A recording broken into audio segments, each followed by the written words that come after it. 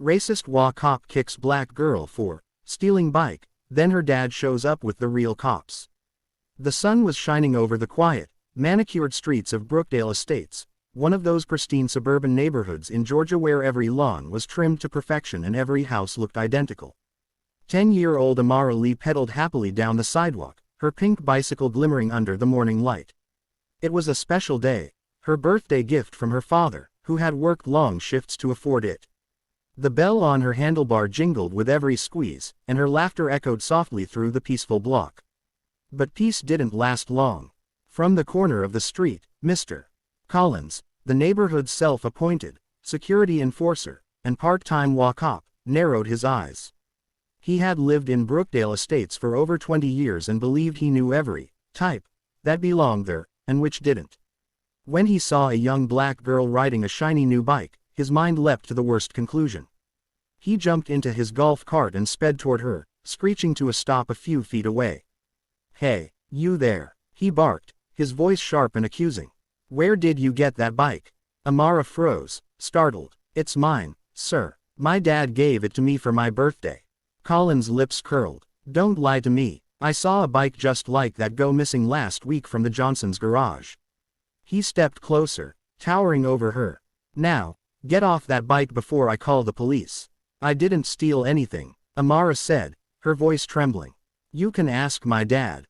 Before she could finish, Collins grabbed the handlebars, yanking the bike so hard that Amara stumbled. "Don't you talk back to me," he snapped. When she tried to pull away, he shoved her roughly. Her small frame hit the pavement, scraping her knee. Tears welled up in her eyes as pain shot through her leg. The pink bike tipped over beside her, its bell ringing weakly. From nearby houses, curtains shifted. A few neighbors peeked out but quickly pulled back, unwilling to get involved. Collins glared down at her. "You people think you can come here and take whatever you want," he muttered under his breath. Amara's lips quivered. She could barely find her voice. "I didn't take anything," she whispered. "Please stop yelling." Her words only made him angrier. "Stay right there. I'm calling the sheriff," he barked, pulling out his phone. As he fumbled to dial, Amara's fear turned to quiet defiance. She slowly stood, brushing dirt from her jeans, her scraped knee throbbing. Looking him straight in the eye, she said softly but clearly, "My daddy's a police officer, sir." That made Collins hesitate, just for a moment. "Yeah, right," he scoffed, turning away. "We'll see about that when the real cops get here."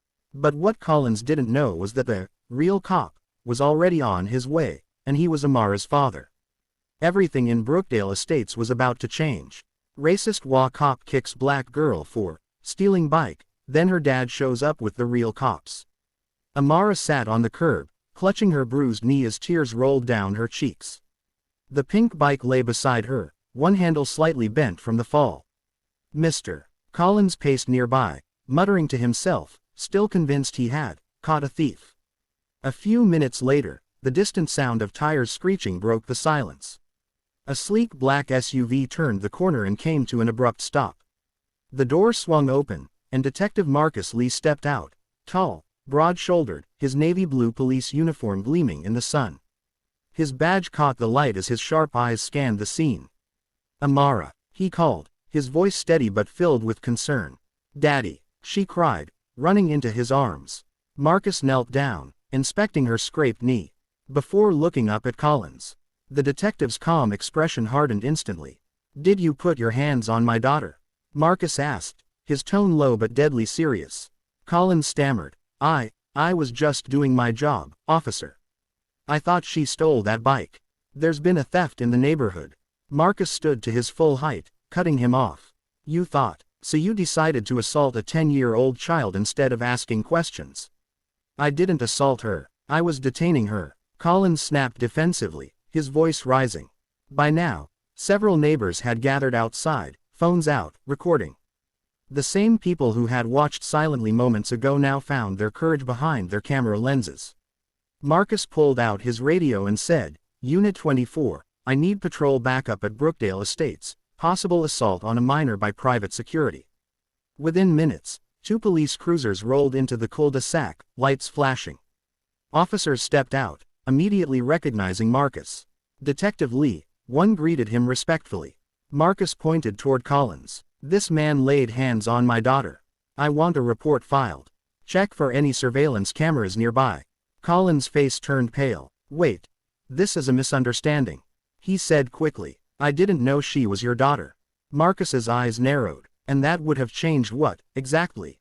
You thought it was okay until you found out who her father was." The words hit hard. Collins opened his mouth to reply, but nothing came out. One of the officers approached Amara gently. "Hey, sweetheart, can you tell me what happened?" She nodded quietly, recounting how Collins grabbed her bike and pushed her. Every word she spoke made Collins shrink further. When the statement was done, the officers placed Collins in handcuffs. The onlookers gasped. "You can't do this," he protested. "You're being detained for assaulting a minor," Marcus said firmly. "You can explain yourself downtown." As Collins was led away, Marcus turned back to his daughter. He crouched down again, brushing a tear from her cheek. "You okay, baby girl?" She nodded. "Yeah, Daddy, you came fast." He smiled softly. "Always will." Neighbors whispered among themselves, realizing the truth.